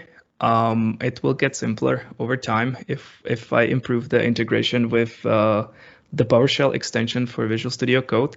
But the nice thing is that you can grab it now, just put it in your repo and use it. So I wrote this launch JSON, which is used when you just press F5 in your editor. And what it does is that it delegates to this test PS1, which is in my workspace folder. It takes the path of the currently executed file. I'm wrapping it into normal quotes because it's an array of strings, but also in another set of quotes to be protected when there are spaces in the file name. And then I'm grabbing from the config, which is that won't work. Okay. So in the settings where you specified the output verbosity, that's exactly what I'm grabbing in here, so I can delegate it to the script as well. So it follows what you have set in your VSCode. And then I'm specifying this code coverage option, which is an option that my test PS1 has. And the working folder is the file. Well, yeah, the one that is for the file. And I call it run tests in current file with code coverage. This is just a setup that might not be necessary in the future, but it's helpful. Another thing that I'm setting is I have a coverage gutters extension installed.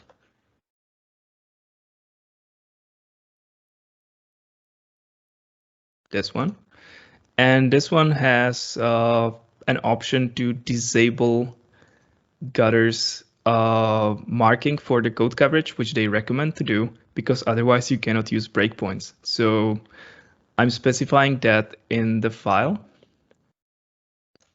which is in the current workspace. So I'm disabling this show gutter coverage, which disables the coverage that would be shown here, and enabling line coverage, which would show the mark on the whole line. So you would get green and red lines. And then finally, I have this test PS1 script, which is using the Pester configuration to provide to invoke Pester. It looks a bit convoluted, but it's just configuring to code coverage to work correctly. What I'm doing here is that I first import the module Pester, then I create a default configuration. And the configuration object looks like this. It has all of those nice helpers that you can use that describe what is in the object. So for example, in the run section, which is outlined in here, we get path, which are the directories to be searched for tests and so on. If you want to exit with non-zero exit code, you specify exit is true. And the same thing is there for code coverage. So to enable code coverage, we specify enabled. The output format can be Jacoco or coverage gutters, which is specially tailored to the coverage gutters in VS Code. Then we have output path, which we just keep the default, which is put it in the coverage XML in the current folder. Output encoding we keep. The path we will define. And this is also exclude tests, so we don't measure coverage inside of our test files because we don't have tests that are testing the tests. So probably that doesn't make sense, but you can enable it. The default is to exclude it. And then we have this coverage % target, which you can specify, which says how many % of your test of your code you want to have covered to be considered success. Success means there is a green message on the screen instead of red one. It doesn't fail the test run, but it might in the future. And that's what we are setting in here. So just to set the options, we say the code coverage will be enabled when the code coverage parameter in here is specified, because we want to reuse this in multiple ways maybe. Then the output format will be coverage gutters. The path to our code would be ps_scriptroot/src, which is all of this code. You can even specify the root. There was an article wrote like few years ago, which used exactly this one, but because of bugs in Pester and because of bugs in the coverage gutters, you can only specify a subfolder. But I fixed it, and if you just specify the whole thing, it will measure it correctly. Problem is that you are probably not ever going to test this test PS1, so it's lowering your code coverage. You are always seeing red inside of this file, so I'm just specifying src. We want to put the output into the pscript root coverage, so it's in here. It will generate the paths relative to this path, and then we say our percent target is 90 instead of the 75 that is the default. You can also enable writing debug messages from code coverage by setting write debug messages to true and write debug messages from code coverage. But that's only for debugging and only for the demo. And then inside of this file, just to be nice, when I go to a non-test file, I can check that it's a non-test file by checking the extension on the configuration. And if it doesn't match, I just execute the file. This is just a convenience thing, because when I press F5, it will run this command as a default because I have it set and it's my only launch config. So I just don't want to make it too difficult for me to test. And then if it's actually a test file, I will just invoke Pester, providing the configuration I defined above. It sounds complicated, but it actually is not. It's just configuration. But the nice thing is that if we go to coverage gutters watch, which enables the gutters, and we run some tests, and we pass, we covered 100%, but our goal was 90%, so we get a green message. Maybe we could even get a smiley.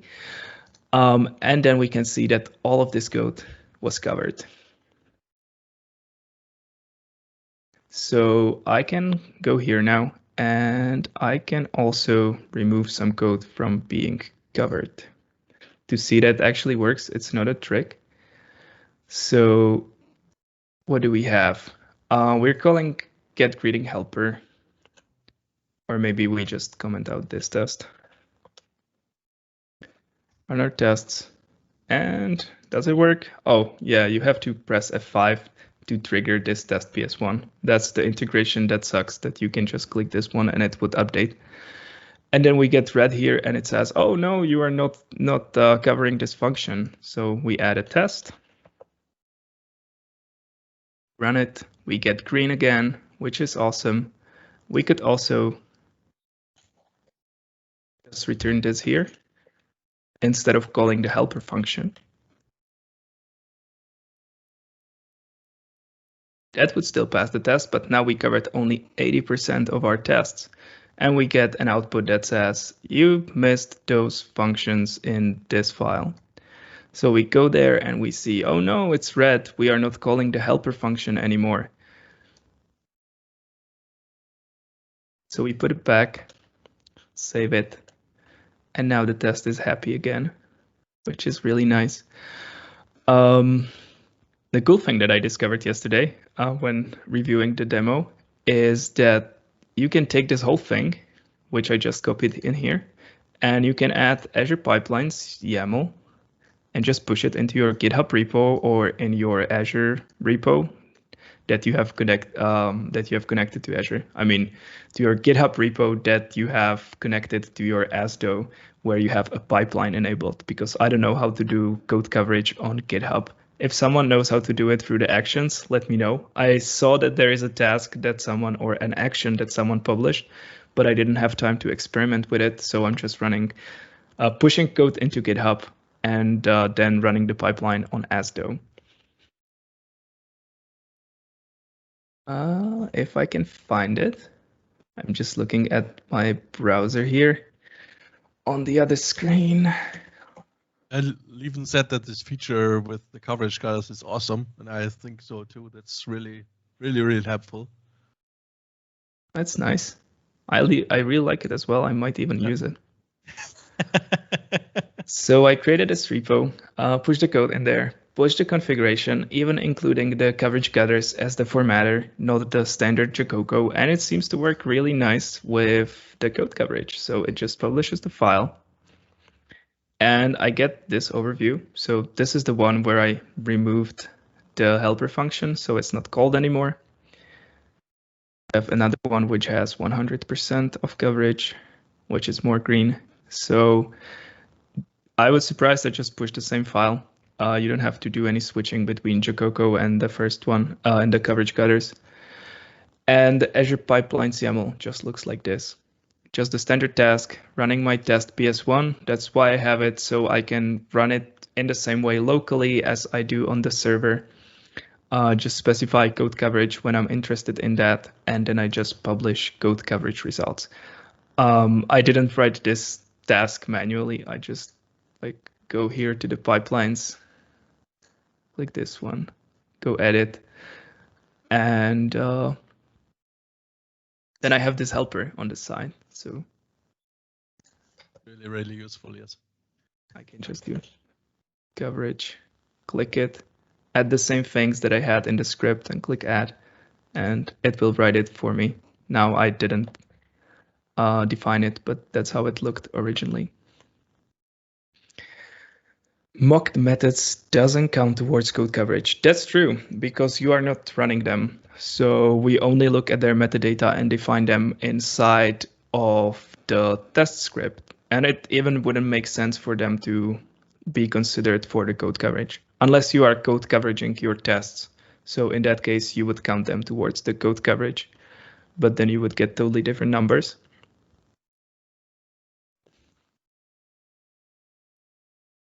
So what's your opinion on code coverage? Should we always have 100% code coverage, or it depends on the project? Or well, you can find my opinion on code coverage right here.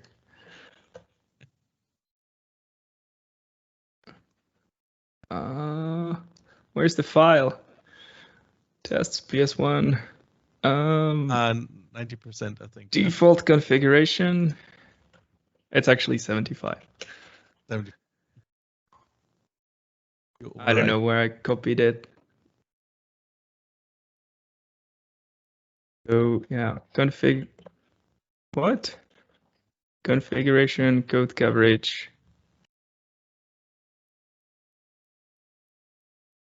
Coverage percent target. Here it is, 75 default.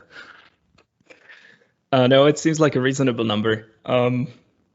Like more is better, but 100% seems unachievable, especially in PowerShell where the code coverage, especially now, is not perfect. There are a few things that cannot be covered, like the return statements. Well, they can, but there are some bugs that are preventing us from doing that. So just fighting with the code and trying to strive for 100% might be wasted effort. And I think that's all the demos that I have, finally. People were yawning and I was getting exhausted. Now you can all crack open your beers and we can do some Q&A. Yeah, perfect. Thank you for the presentation. Really, really cool stuff that you showed us. Are there any questions for Jakub?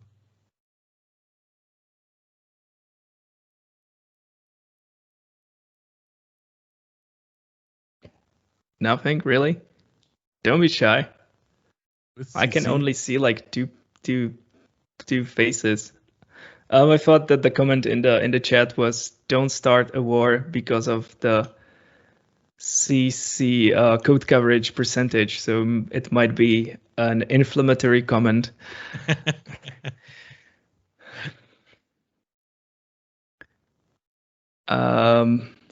Before discovery, is that a question? I will assume yes. Yes. So before discovery is a block that I really didn't cover. That's correct. Let's just see where we could do it. So just going to my X folder where we have all the examples. Maybe in here in the Pester overview, we had this env var case maybe. So we have this before all block. And what happens in the new version is that there is a so-called discovery and a run phase. what happens in the discovery phase is that I actually run this whole script to the completion. Well, at least here to the break block, but you wouldn't have that there. So all of this script would run, and all the describe and all the context blocks would also execute. So those script blocks that are associated with them would execute. And then the it function would kind of execute, but it would only output this script block and collect it. So what happens during the discovery is that we will collect all the script blocks that are associated with it blocks, save them into the result object that you saw, also collect all the before all blocks, all the before each blocks, and so on. And then the discovery ends.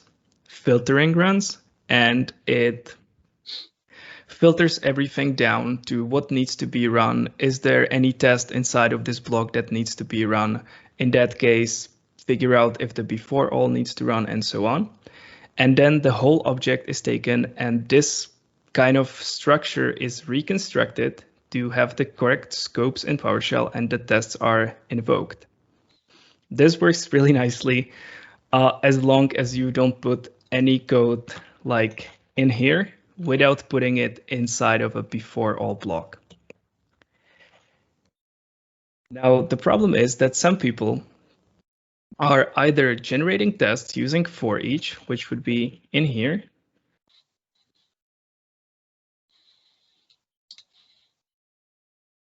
and then wrapping this here. So they need some data for the for each, or they are doing this stuff with like -skip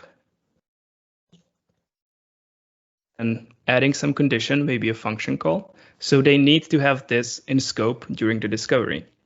But if they just put it in the before all, it won't run until the run phase, which is much later.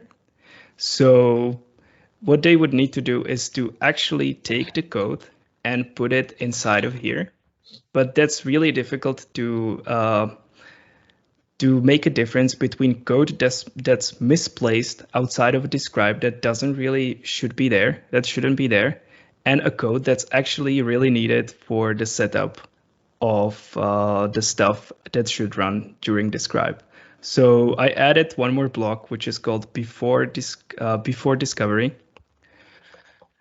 And you would use it to wrap all your code that you need to have during the discovery in the script. So that way you say explicitly, this piece of code needs to run during the discovery. It's not misplaced. It's intentionally in this place. It's intentionally not inside of a before all. So it's just a syntax construct that helps you reason about the code better. Now, what this actually does internally is just kind of dot source this script inside of this correct place. So it's pretty much transparent. It does the same thing as if you would take it and put it in here in 99.9% of the cases. It's a bit confusing because the difference between the discovery phase and the run phase is not easy to grasp. It's not easy to grasp that all the code is kind of running out of place. So this doesn't execute until after this executes, but this doesn't execute until we are somewhere here because we are collecting the it block, and it confuses a lot of people. So that's still something to improve, though, to be more aware of what the discovery and the run is, and the scoping to be clearer, and to enable some stuff on the test cases, the test cases to be used with variables that are coming from before all, because they both run in totally different places, because test cases or for each would run during discovery, but this one would run during the run, and so on. So yeah, this is just a thing that you would wrap your code that is intentionally placed outside of a before all block or outside of an it block. Wow, that was complicated to explain. Any other questions? Any other questions? Yes, if I may, Jakub. Mhm. I remember for some years or in the previous version, always stressing Pester is a framework for unit testing. Now we've seen lots of blog posts or other sessions where people say, oh, but I use Pester for infrastructure testing. I use Pester for integration testing. And I'm wondering what's your view on that use of Pester? Oh, if you actually look at the description of Pester, it says that it's a framework for BDD testing, but we don't do BDD testing at all in here. The version 5 actually killed off the Gherkin integration, which would be the real BDD testing. So to me, it's just something that evolved into something else. And nowadays, Pester is not just for unit testing, but it's also really great for the environment testing and infrastructure testing and integration testing. And that's all great because we pretty much have something that's quite unique to PowerShell. And if you look, for example, Rob just posted a message. Yes. So if you look at his work with DBA checks, that's something that's very unparalleled in other places. And PowerShell is really powerful because it's kind of an integration language. You use it to glue together different systems. So integration testing and infrastructure testing actually makes more sense in PowerShell than maybe unit testing to me. But all of them have their places and all of them are useful. But sometimes even people say like, oh, you should remove mocking from Pester because it's a bad practice. Okay, but how can it be bad practice? It's bad practice for unit testing, but it has its place in other places where you should be using it or might be using it. It's an option to use. You are not forced to use every feature that the framework has. Indeed. Okay, thank you. Yeah, No Rob problem. pointed something really cool out. Anything you can get with PowerShell, you can test. Yes, if you get an object back, you can always test on its properties and something. Yeah, it's really cool. Yeah, if we yeah, I have one. Is there any prerequisite for a mock inside a different module? Because I experienced, at least with Pester 4, when I was mocking DBA tool functions, it was not very clear when the mock turned out to run and it didn't. So I had to make a workaround with a private function I could mock myself. Yeah.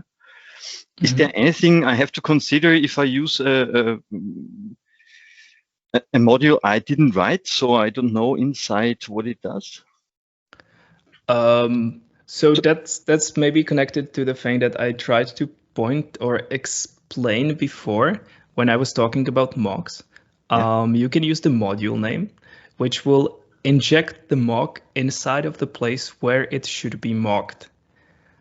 This isn't necessarily always the same place where the function is defined.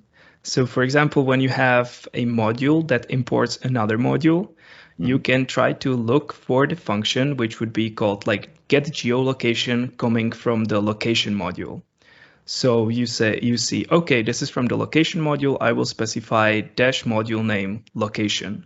But in fact, the get weather is defined in the weather module, and the module weather internally imports the location module. So you are replacing the call inside of the location module, but it's never reached there. It will reach the function that is exported from the module into the weather module. So you should be mocking it inside of the weather module. Okay. So I didn't go further into that because I made the workaround with my private function, which was easily possible to mock afterwards. Yeah, but I will have to look because it's ugly to mock to write the. In my opinion, it's ugly to mock to write a private function just to come around this one. Yeah. Yeah, if you have a concrete example, then I will be happy to talk about it either in a GitHub issue or on Twitter if you ping me with a gist. But this is usually what is the cause of confusion, that the module name is not always the module where the function is defined, what I but was rather expecting. the module in which you want to mock it. Okay, but I have to say I heavily rely on Pester. It's quite nice. Thank you very much. That's really nice. Yeah. Cool. Thanks. Thanks for the question.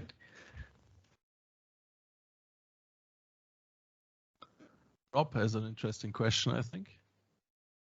So should I generate Pester test files dynamically and then use Pester 5, thinking DBA here and the latest rework required? Would that then work with Pester 4 as well?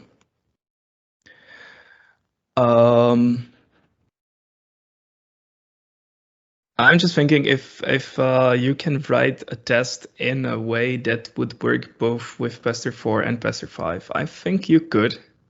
If you used for eaches, you would be clear about what's defined in the discovery. You wouldn't use any of the blocks that would be like before discovery, the top level before all, and so on. It could happen.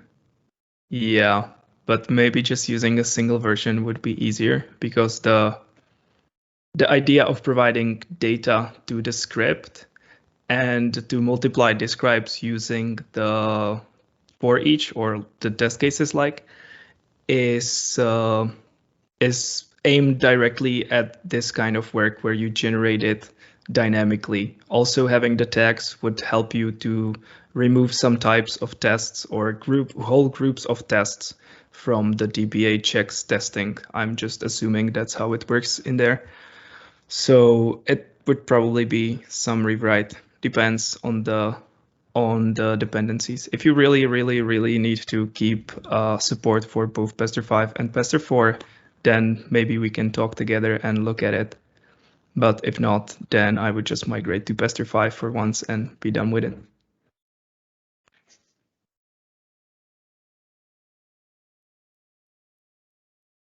Any other questions? So Rob is writing.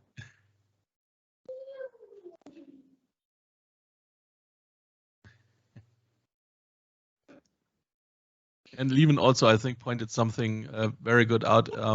If you, as you mentioned earlier, Jakub, it's sometimes you have to rewrite your tests if you migrate to Pester 5, I think, because Pester 4 is sometimes a bit loose on the things. Maybe, for example, you can write your variables inside of a it block.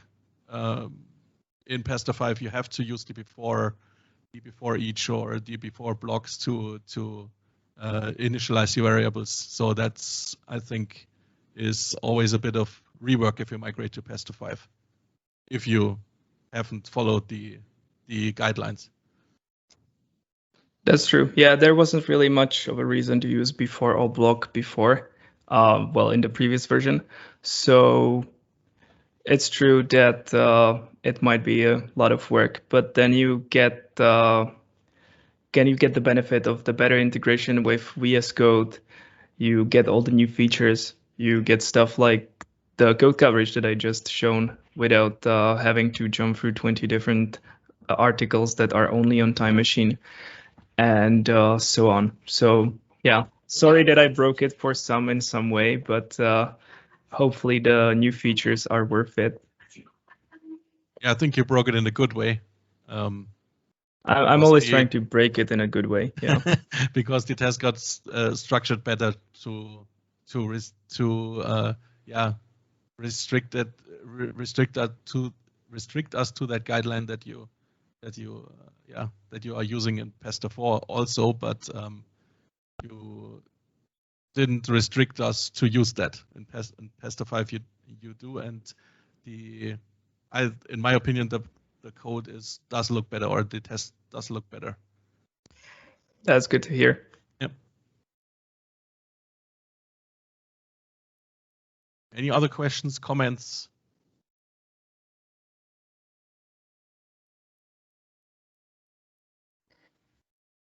Okay, I don't see anyone typing. In that case, if there are no more questions, or if you have more questions, then let me know on Twitter. It was very nice to be part of this, and thanks for hosting this. Yeah, it was thank you. A lot of fun. Thank you for speaking. So, I think I will stop the recording and wish you all a nice evening, I think. Cool. Thanks. Yeah. Goodbye. Yeah, bye-bye. See you. Bye. Bye-bye. See you. Bye.